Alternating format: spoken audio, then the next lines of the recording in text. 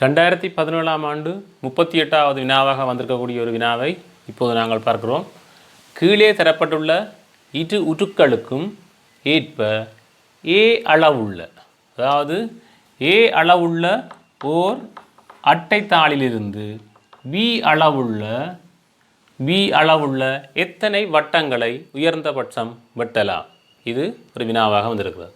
கீழே தரப்பட்டுள்ள இரு உருக்களுக்கும் ஏற்ப இந்த உருவுக்கும் இந்த உருவுக்கும் ஏற்ப ஏ அளவுள்ள ஓர் அட்டைத்தாளிலிருந்து இந்த ஏ அளவுள்ள இந்த அட்டைத்தாளிலிருந்து பி அளவுள்ள எத்தனை வட்டங்கள், அதாவது இந்த பி அளவுள்ள எத்தனை வட்டங்களை வெட்டலாம் என்பது இந்த வினாவாக இருக்கிறது. அதிலும் உயர்ந்தபட்சம் வெட்டலாம் என்பதுதான் இதனுடைய வினாவாக இருக்கிறது.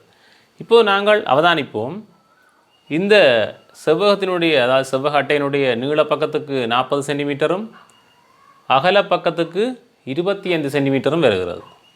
அவ்வாறெனில் இதிலே பாருங்கள், இந்த வட்டத்தினுடைய விட்டம் என்று சொல்வது, அதாவது இந்த வட்டத்தினுடைய விட்டம், இந்த மையத்துக்குள்ளால் செல்லுகின்ற இந்த இணைக்கின்ற கோடு வட்டத்தினுடைய விட்டம் என்று சொல்கின்றோம். அதாவது மாறி நாங்கள் இதை ஞாபகத்தில் கொண்டால், இதிலிருந்து இந்த இடத்திலிருந்து இவ்வளவு தூரம் 6 சென்டிமீட்டரான ஒரு அகல பகுதி எடுபடும்.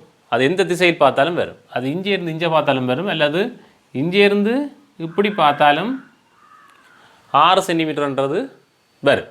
இது எந்த திசையில் பார்த்தாலும் 6 சென்டிமீட்டர் இருக்கும் இதனுடைய விட்டம். அந்த வகையில் இந்த நீள பக்கத்துக்கு நாங்கள் ஆரம்பத்தில் யோசிப்போம்.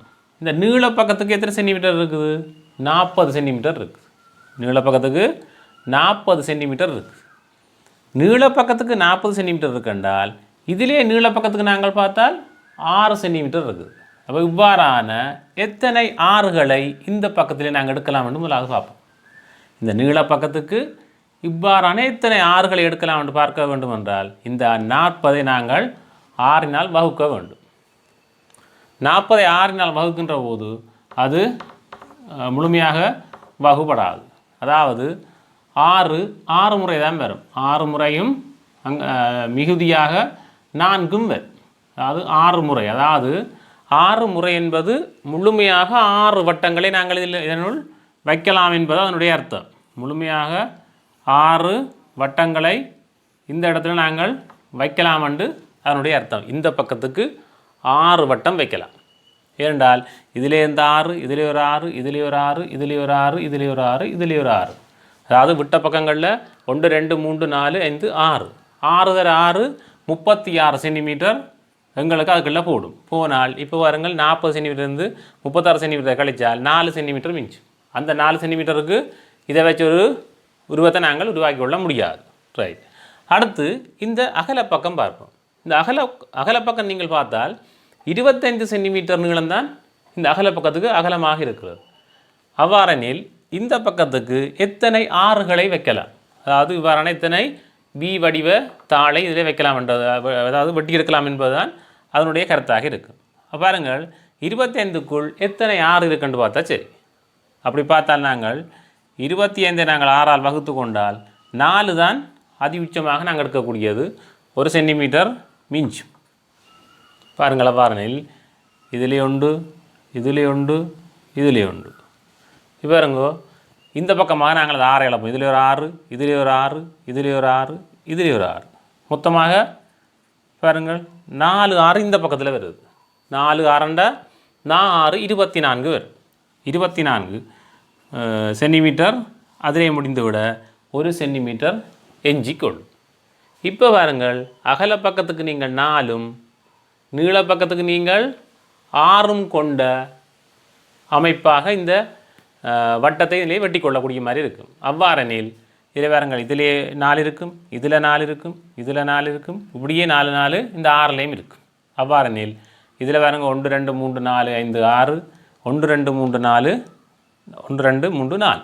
இப்போ பாருங்கள், 6 தர 4 தான் நாங்கள் இதில் வெட்டக்கூடிய அதி உச்ச இந்த வடிவங்களாக இருக்கும். இந்த பி வடிவங்களாக இருக்கும். பி வடிவம்ன்றது இந்த வட்ட வடிவமாக இருக்கும். அவ்வாறெனில் 6 4 24, அதாவது 24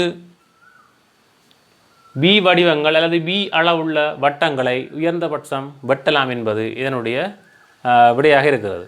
நாம் சில வேளையிலே குழம்பிக் கொள்ளக்கூடிய பக்கங்கள் இருக்கிறது. எவ்வாறெனில் இந்த 40 6ஆலே வகுக்க முடியாது அல்லது இந்த 25 வகுக்க முடியாதுன்றெல்லாம் நாங்கள் குழம்பிக்கொள்வோம். அதை பற்றிய எண்ணங்கள் எங்களுக்கு தேவையில்லை. ஏனெனில் அவர்கள் இந்த அட்டைத்தாளில் கேட்டிருக்கிறார்கள், இதிலே வெட்டக்கூடிய உயர்ந்தபட்சம் என்று கேட்டிருக்கிறார்கள். அப்போ அந்த வகையிலே ஏதோ ஒரு மிச்சம் ஒன்று வரப்போகிறதுன்றது இந்த உயர்ந்தபட்சம் என்ற வசனத்திலேயே எங்களுக்கு தெரியும். ஏதோ ஒரு மிச்சம் வரப்போகும். நாங்கள் எல்லாம் சரியாக வகுக்கப்பட்டால் தான் அது சரியான விடையாக புறப்படும் என்ற எண்ணம் எங்களுக்குள்ள இருக்கக்கூடாது. அது எந்த இலக்கம் எந்த தொகை தந்தாலும் உங்களால் அதிலே உயர்ந்தபட்சம் என்ன செய்ய முடியுமோ அந்த விடயத்தை நாங்கள் இதிலே செய்தெடுத்திருக்கின்றோம். இதில் கனதூரம் சிந்திக்க ஒன்றுமில்லை. இந்த 6 மாதிரியான இந்த 6 சென்டிமீட்டர் உள்ள எத்தனை வட்டங்களை நீள பக்கத்துக்கு எடுக்கிறோம், எத்தனை வட்டங்களை அகல பக்கத்துக்கு எடுக்கிறோம் என்பதுதான் எங்களுடைய வினாவாக இருக்கிறது. அதுக்கு வருகின்ற ஒரு விடைதான் 24ஆக இருக்கிறது. இந்த 24 என்பதுதான் அதனுடைய விடையாக இருக்கும். நன்றி. வணக்கம். 2020ஆம் ஆண்டு 39வது வினாவாக வினவப்பட்டிருக்கின்ற ஒரு வினா, ராஜாவிடம் இருந்த பணத்தொகையை விட 25 ரூபா கூடுதலாக ஆசாவிடம் இருந்தது. ஆசா 15 ரூபாயை ராஜாவுக்கு கொடுத்தால் ராஜாவிடம் உள்ள பணத்தொகை ஆசாவிடம் உள்ள பணத்தொகையிலும் 5 ரூபாவினால் கூடியது, 10 ரூபாவினால் கூடியது, 10 ரூபாவினால் குறைவானது. இதிலே எந்த விடை வரும் என்பது இதனுடைய கேள்வி.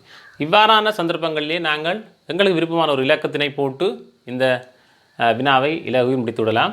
உதாரணமாக அந்த பேர்களுக்குரிய தொகையினை நாங்கள் இப்பொழுது தீர்மானிப்போம். ராஜாவும் ஆசாவும் பற்றி இருப்பதனால் நாங்கள் ராஜா, அடுத்தது ஆசா. ராஜாவிடம் இருந்த பணத்தொகையை விட 25 ரூபாய் கூடுதலாக ஆசாவிடம் இருந்தது. இப்போது நான் ராஜாவிடம் 100 ரூபாய் இருப்பதாக நினைக்கின்றேன். இதைவிட 25 ரூபாய் அதிகமாக ஆசாவிடம் இருக்க வேண்டும் என்பதனால் 25 ரூபாயை நான் இப்பொழுது கூட்டுகிறேன். 125 ரூபாய் இப்பொழுது ஆசாவிடம் இருக்கும். ராஜாவிடம் 100 ரூபாய் இருந்தால் 25 ரூபாய் அதிகமாக ஆசாவிடம் இருக்கும். அதனால் 125 ரூபாய் இருக்கும். ஆசா 15 ரூபாயை ராஜாவுக்கு கொடுத்தார். அப்போ ஆசா என்ன செய்யணும்? 15 ரூபாயை இங்கே இவருக்கு கொடுக்க போகுது. அதாவது ராஜாவுக்கு கொடுக்க போகிறோம். ராஜாவுக்கு 15 ரூபாயை கொடுத்தால் ராஜாவிடம் உள்ள பணத்தொகை, அதாவது ராஜாவிடம் உள்ள பணத்தொகை ஆசாவோடு ஒப்பிடும்போது எந்த விதத்திலானது என்பதுதான் வினாவாக இருக்குது. ஆகையால் இந்த 15 ரூபாய் இங்கே ஆசா இவருக்கு கொடுப்படுது. ராஜாவுக்கு கொடுத்தால் இப்பொழுது இவரிடம் ராஜாவிடம் இருந்தது 100 ரூபா, இந்த 15 சேர்த்து 115 ரூபா இவரிடம் இருக்க இவரிடம் 15 ரூபா குறைக்கப்பட்டு 110 ரூபாக இருக்குது. பாருங்கள், இது சாதாரணமாக நோம்பலாக விளங்கிக் கொள்ளக்கூடிய ஒரு விடயம். இதில் 15 ரூபா இவருக்கு இவர் ராஜாவுக்கு கொடுக்குறார். அதனால் 115 ஆகிறது. அது இவரிடம் 125 இருந்து அவர் 15 கொடுத்தனால் அவரிடம் 110 ஆகிறது.